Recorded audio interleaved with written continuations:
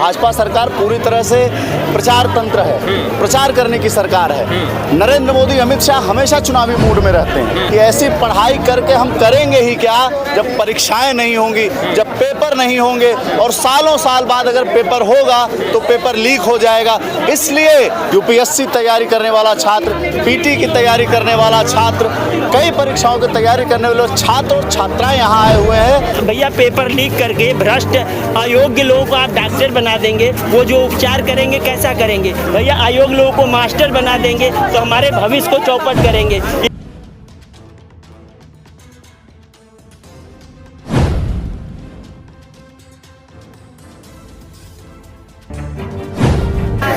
आज यहाँ पर लोग दूर दूर से आए हुए हैं और कहीं ना कहीं परिवर्तन की एक उम्मीद लेकर यहाँ पर राहुल गांधी को सुनने के लिए लोग आए हैं। लेकिन देखा ही जा रहा है कि लोग वापस हो रहे हैं। अभी राहुल गांधी कार्यक्रम चल रहा है। हाल ही में अगर देखा जाए 15 से 20 मिनट पहले राहुल गांधी मंच पर आए थे।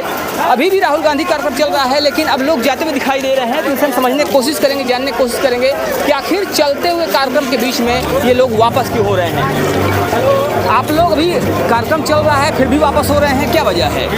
सर वो भीड़ बहुत है। भीड़ बहुत है? हाँ सर। क्या सोचकर इधर आ जाइए, इधर आ जाइए। क्या सोचकर आए थे और क्या लग रहा है राहुल गांधी को सुनकर?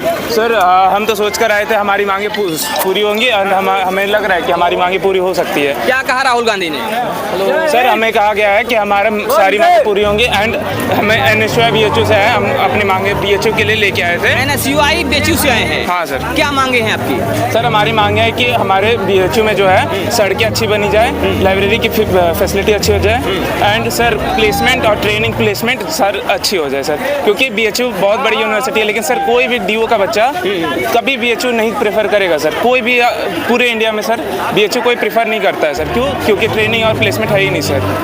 तो एक बड़ी बात इन्होंने कही है कि BHU में ट्रेनिंग और प्लेसमेंट नहीं है, जिसकी वजह से कोई भी बच्चा, कोई भी DU का बच्चा उसको प्रेफर नहीं करेगा सर। वर्तमान सरकार को कैसे देखते हैं? सर हम तो 1 साल से सर वहीं पे है, हमारे को तो नहीं दिखा सर कुछ भी हुआ है। जो भाजपा सरकार है, योगी जी की सरकार है, उसको कैसे देखते हैं? सर हमें नहीं पता सर, क्योंकि हमारे को कोई कार्य दिखाई नहीं है तो होते हुए, तो हम बता ही नहीं सकते सर। भाजपा विकास की बात करती है, भाजपा शिक्षा की बात करती है, भाजपा रोजगार की बात करती है। इसको कहाँ तक आप ठीक देखते हैं? कहाँ तक आपको लगता है कि हाँ सही है? सर बहुत कम सही है सर। हमने आप देख रहे 2014 से सर आपने देखा पेट्रोल की प्राइसेस बढ़ी हुई है। क्रूड ऑयल की सर पहले क्रूड ऑयल का प्राइसेस लगभग $110 बैरल था सर, लेकिन आप देखिए सर अभी इंटरनेशनल मार्केट में 90 या 80 चल रहा है, लेकिन अब अभी भी 100, 110, 160 हो गए सर अब तो 100%। आप कह रहे क्रूड ऑयल की बातें तो बहुत करते हैं। जैसे नरेंद्र मोदी जी को आप देखे होंगे, बातें तो बहुत करते हैं। 14 में इन्होंने 2 करोड़ रोजगार की बात की थी। हम लोग देखिए सर ऐसा तो नहीं है कि ऐसे अरे गए जगह से रूट चले आए। मैं खुद BHU में BSc का छात्र हूँ, BSc सेकेंड ईयर का, लेकिन वहाँ जो सिस्टम है ये NEP जो लगा है, NEP के थ्रू हम लोगों को बहुत सारे सब्जेक्ट में परेशानी हो रही है और ये इसके बस वादे किए जा रहे हैं, बस वादे किए जा रहे हैं। और ये सर हम लोग स्वयं कोर्सेस है सर, स्वयं कोर्सेस है एक, उसमें सर पैसा लेके हमें अपनी ही कोर्सेज पढ़ाई जा रही है सर। जैसे इनका BSc का बोला गया इन्होंने सर, BSc में मैथ्स होना चाहिए सर, आपको भी पता है सारी होनी चाहिए, लेकिन इनको स्वयं कोर्सेज में 1000 रुपये सर दे के तब मैथ्स मिल रहा है सर। NEP का क्या फ़ायदा हुआ सर?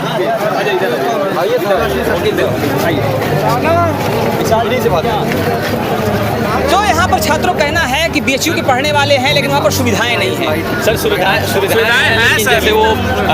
जैसे वो वादे करते हैं और जैसे उसको और आगे करना चाहिए। अभी देखिए फीस में वृद्धि आप देखे होंगे और फिर सीट जो है अभी खाली रह जाती हैं, लेकिन उसको नहीं भरा जाता है। और यहाँ के लोग और वहाँ के लोगों को इसके ऊपर ध्यान देना चाहिए। और बाकी ये जो अनियमित तौर पर वो एग्जाम हो रहा है, वैकेंसी नहीं निकल रही है। पहले तो हमारे में आप प्रोफेसर को देखेंगे या फिर जितने भी वो जगह अरे वो ऑफिसर्स हैं या एम्प्लॉय हैं वो बहुत कम हो गए हैं, तो इनको नियमित तौर पे एम्प्लॉइज बहुत कम हो गए हैं, अफसर्स बहुत कम हो गए हैं और जो सुविधाएं मिलनी चाहिए वो सुविधाएं कहीं ना कहीं नहीं मिल रही हैं। चाहे बात करें ट्रेनिंग एंड प्लेसमेंट की या बात करें कुछ अन्य मुद्दों की। आप भी आज यहाँ पर आए हैं राहुल गांधी कार्यक्रम सुनने। राहुल गांधी कार्यक्रम भी चल रहा है, फिर आप वापस क्यों जा रहे हैं?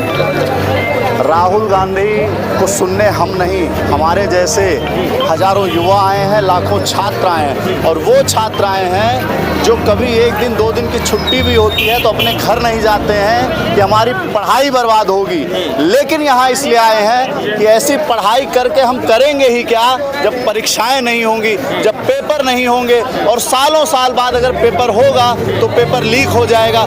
इसलिए यूपीएससी तैयारी करने वाला छात्र, पीटी की तैयारी करने वाला छात्र, कई परीक्षाओं की तैयारी करने वाले छात्र और छात्राएं यहाँ आए हुए हैं, क्योंकि उन्हें आशा है कि राहुल गांधी एक ऐसे हैं जो देश में छात्रों की लड़ाई लड़ सकते हैं, हमारी आवाज़ उठा रहे हैं। भाजपा सरकार कहती है कि युवाओं की सरकार है, क्या कहेंगे इस पे?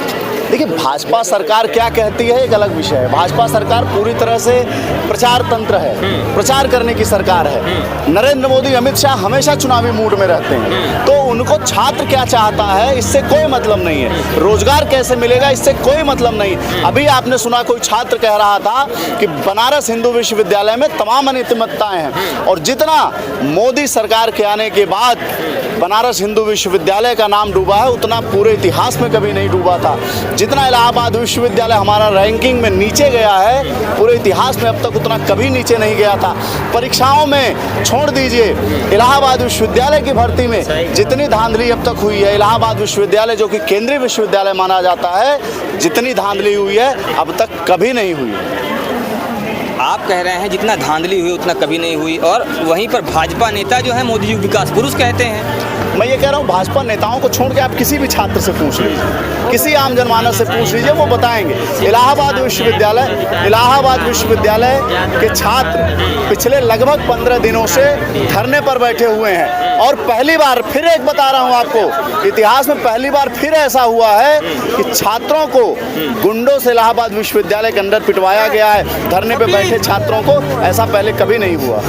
लोकतंत्र में जन्मसिद्ध अधिकार है ना साहब, लोकतंत्र में अपनी बात रखने का और प्रदर्शन करने का हमारा अधिकार है। हम अपनी बात कहने के लिए धरना कर सकते हैं। क्या अंग्रेजों ने बापूजी के ऊपर डंडी यात्रा में इस तरह का पायलट गन का यूज किया था? ये अन्याय है, ये तानाशाही का प्रमाण है। हमें कुछ नहीं चाहिए, शिक्षा, स्वास्थ्य और न्याय जो हमारा मूलभूत अधिकार है वही चाहिए।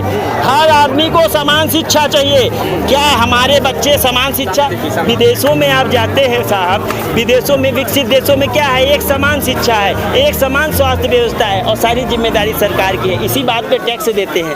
हमारा टैक्स एक गरीब आदमी से 130 करोड़ लोगों का टैक्स से पैसा से ये सरकार चलता है। 4000 विधायक को 5 लाख रुपए महीने का भत्ता जाता है, 800 सांसद को भत्ता जाता है, और न्याय, शिक्षा, स्वास्थ्य कुछ नहीं। आम जनता को गुमराह किया जा सकता है। अगर हम शिक्षित नहीं रहेंगे तो हमारे आप कह रहे हैं समानता नहीं है, मोदी कहते सबका साथ सबका विकास। आप बताइए ना भैया, अदानी जी का मतलब उद्योगपतियों का, नेताओं का लेटर विदेश में पढ़ रहा है, और हमारा गरीब का अपने देश में ही नहीं पढ़ पा रहा है। और जो पढ़ भी, भैया पेपर लीक करके भ्रष्ट अयोग्य लोगों को आप डॉक्टर बना देंगे, वो जो उपचार करेंगे कैसा करेंगे? भैया अयोग्य लोगों को मास्टर बना देंगे तो हमारे भविष्य को चौपट करेंगे। इसलिए शिक्षा समान मूलभूत होना चाहिए और एक समान सुरक्षित होना चाहिए। और स्वास्थ्य व्यवस्था, भैया जब आप नीट का पेपर है में 1-1 करोड़ 2-2 करोड़ ले लेंगे तो 2-2 करोड़ दे के डॉक्टर बनेगा, वो भैया कैसे निःशुल्क इलाज करेगा? वो तो लूटे पाटेगा।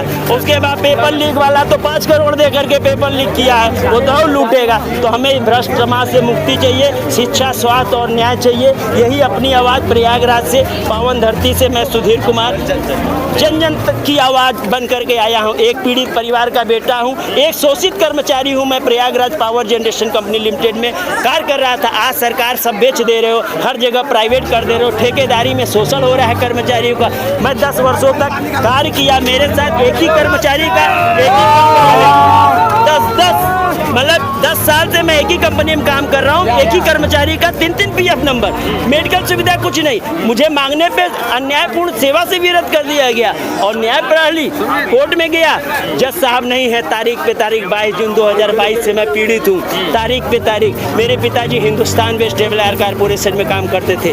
देश की स्वदेशी कंपनी थी, भारत का स्वदेशी, जो देश की सेना के लिए शुद्ध रिफाइनरी घी बनाती थी। उस कंपनी को 2000 में भारतीय जनता पार्टी की सरकार आई, अटल जी प्रधानमंत्री बने, ताला बंद कर दिए, हजारों परिवार को बेघर कर दिए, उनको पेंशन भी नहीं। आप विधायक बन जाओ, आपको पेंशन सारी सुविधा, और वो पूरा जीवन समर्पित रहा, उनको कुछ नहीं। ये कहाँ की न्याय व्यवस्था है भैया? आप कह रहे हैं कि जो 0 नंबर वाला डॉक्टर बन रहा है, मोदी जी कहना है कि समानता लाई जा रही है। कहाँ समानता लाई जा रही है? तो फिर काहे इस्तीफा दिए प्रभु? अगर समानता आपका भ्रष्ट तंत्र नहीं है तो काहे इस्तीफा दिए हैं? आप उसका प्रमाण दीजिए और करते।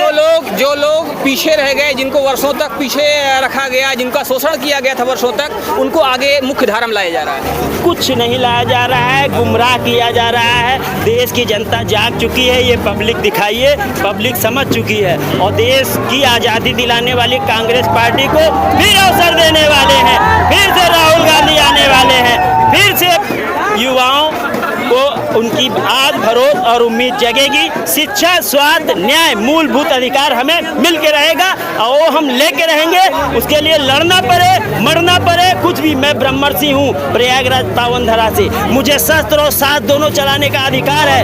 अगर न्याय के लिए, अपने अधिकार के लिए मुझे शस्त्र उठाना पड़ा तो वो भी मैं उठाऊंगा। मेरे कुल में बाप दान लेना पाप है, केवल कन्यादान हम लोग लेते हैं, लेकिन धर्म और न्याय के लिए शस्त्र उठाना मेरा धर्म और कर्तव्य दोनों है। तो हम प्रयागराज की पावन धरती से न्याय लेके रहेंगे।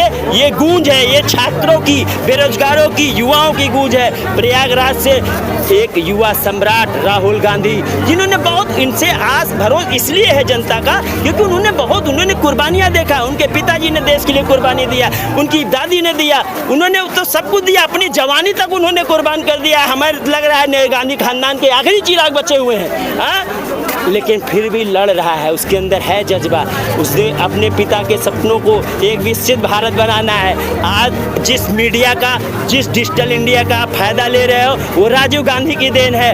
उनका सपना था, उन्होंने ही टीवी और ये सब ले आए थे। आज आप क्या कर रहे हो? देश की जनता को जाति धर्म पे गुमराह कर रहे हो। मानव धर्म से बड़ा कोई धर्म नहीं है, इंसानियत से बड़ा कोई नहीं है। अगर आपकी इंसानियत खत्म हो गई तो आप इंसान नहीं, हैवान और जानवर के समान है। मानवता है तो आप मानवता, हर गरीब भी आपको टैक्स दे रहा है। आप एक समान शिक्षा दीजिए, स्वास्थ्य व्यवस्था एक समान दीजिए और न्याय दीजिए। तो यहाँ पर लोगों के विचार ये हैं कि लोगों को समान शिक्षा, समान न्याय और समान रोजगार मिलना चाहिए। फिलहाल इस पर आप क्या विचार है? आप भी अपने विचार जरूर रखिएगा। बने रहिए हमारे साथ खबर अपडेट के लिए। जय हिंद।